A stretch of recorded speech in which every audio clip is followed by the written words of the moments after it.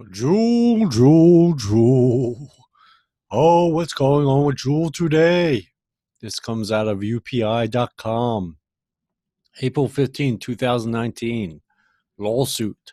Juul violating federal law by marketing to teens.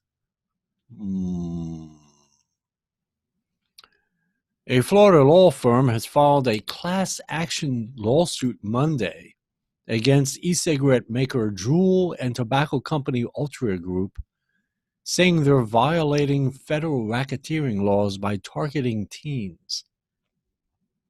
The lawsuit, filed on behalf of a 15-year-old in Sarasota County, Florida, says Altria, which owns tobacco giant Philip Morris USA, recently bought a 35% stake in Juul after the e-cigarette leader promised it wouldn't market its products to young people. Attorneys said their teenage plaintiff is addicted to nicotine contained in Juul pods. Attorney Scott Sellinger of Sellinger Law Offices in Fort Lauderdale said in a statement, Juul has captured a broad segment of the adolescents and teenage market by applying the same techniques historically used by cigarette makers. The companies tell regulators they are not marketing to that vulnerable age group while they simultaneously and knowingly created a massive increase in youth nicotine addiction. The firm says 78%, and we know these statistics.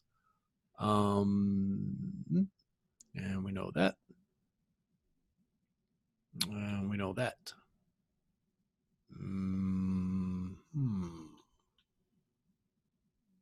Says federal lawmakers said last week they will investigate Juul's marketing practices. Let's click onto that and see what's going on with that.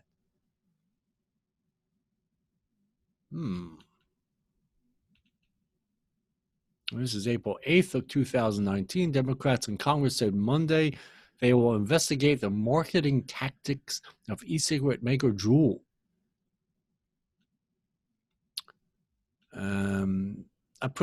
I think I showed this letter already in that 7-page letter of all those senators signing off. So they're also investigating Juul as well. Of course, Juul and especially Altria certainly has money to spend on lawyers. They have in-house lawyers they retain on a daily basis, as well as any specialist lawyers that they may want to hire.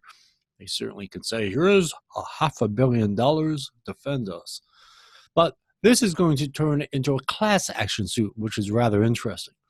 So it began with this one 15-year-old, but the class action suit can wind up being, any person that's under the age of 18 can sign on to this class action suit.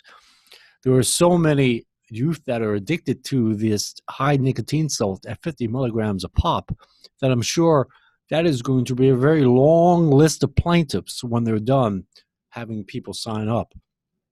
And then they put the public on notice in regards to this. So what happens is anyone that's interested in this lawsuit will call the law firm, and all they do is they're sent papers if they're not living in Florida, and they sign up to the lawsuit. So it's a class action suit.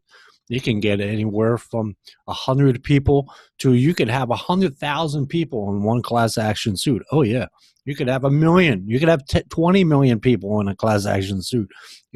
This can get pretty nasty for Juul. Now they'll probably settle before they go to trial, but I'm sure Juul and Altria is going to fight it as long as they can to mitigate the damages, so they don't have to pay so much. They'll wait till the very last minute before they go to trial, unless, of course, they try to get. Of course, the first thing they're going to do is try to get this whole lawsuit thrown out.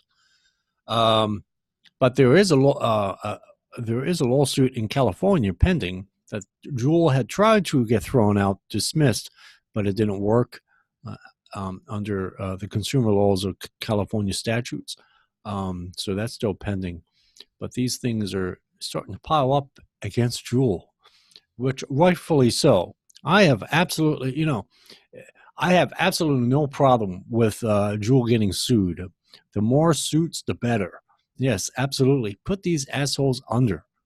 Of course, unfortunately, they have so much money that they don't even sweat this out. In fact, they probably look at it as an advertisement for Juul. Anyway, I just want to share that with you. And that's it for this one. Bye bye.